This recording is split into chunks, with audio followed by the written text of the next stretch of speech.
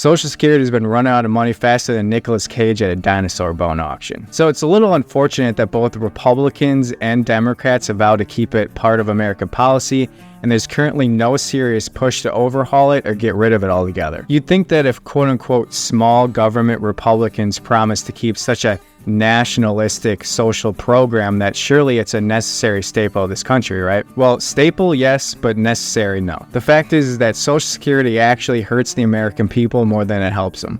And before I get chastised for that opinion, here are the numbers. Imagine you're making a salary of $58,260 a year throughout your life, which is the average American salary for a United States citizen in 2024. Right off the bat, the government takes 12.4% of that $58,260 just for Social Security.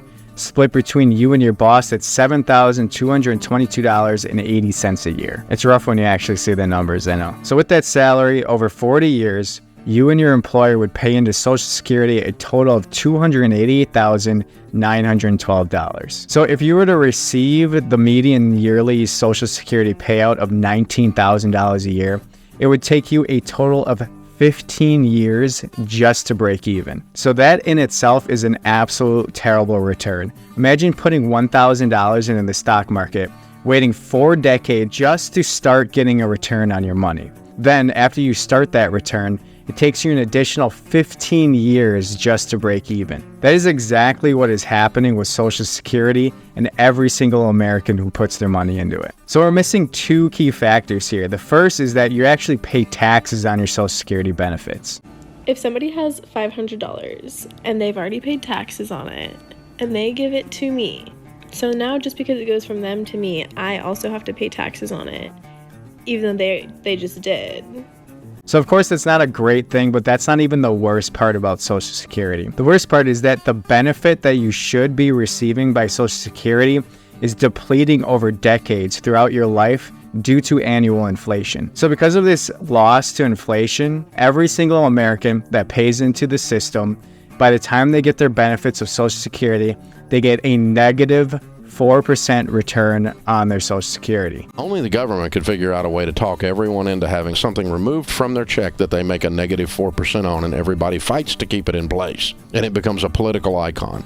Only in the United States government could they figure out a way to make that crap work. My question is, how the f did the government manage to create a program so inefficient and useless that it would have been better off in this guy's hands? But the worst, absolute worst part about Social Security is the loss of opportunity, known in the business world as opportunity cost. See, if you were to own a duplex and rent it out the lower for $1,000 a month and live in the upper, you'd have a gross monthly income of $1,000.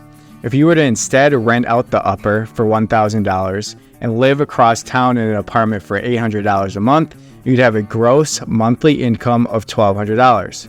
Your decision to continue living in the upper is therefore costing you $200 a month or $2,400 a year. That $200 a month loss is what is known as opportunity cost. Businesses and investors pay people a significant amount of money to avoid opportunity costs as much as possible. However, the government doesn't earn their money, you do it for them. So unfortunately, they don't really care. The same principle applies to opportunity cost with Social Security. If instead that money was put into the market, such as index funds like the S&P 500, it would grow instead of rot away to inflation. So if you were to take that same yearly amount of $7,222.80 and put it into the S&P 500 and run the numbers, it absolutely blows Social Security out of the water. That is because instead, you'd have an estimated total of $1,871,113.42 from the stock market over those same 4 decades. You would have to receive the annual Social Security benefit of $19,000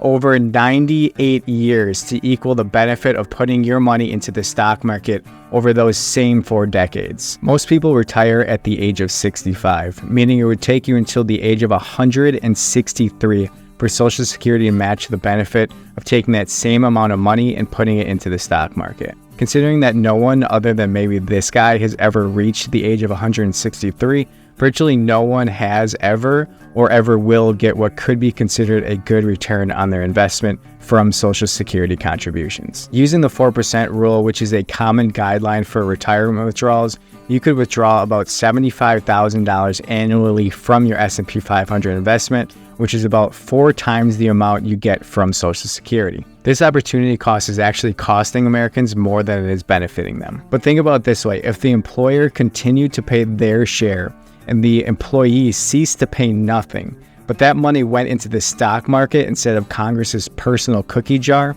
the employee would still be far better off by the time they retired. So by fixing this inefficiency, we could actually create more opportunity for our society to take care of those who actually need some sort of safety net, and we could statistically reduce the amount of people who would need one altogether. Wealthy people of this country put their money to work for them. However, Congress, the same people who buy and sell millions of dollars worth of shares in the stock market every single year, are the same people who tell you that your money is better off in the Social Security Trust Fund. Well, let's see if that's true. The federal government currently owes the Social Security Trust Fund approximately $2.8 trillion.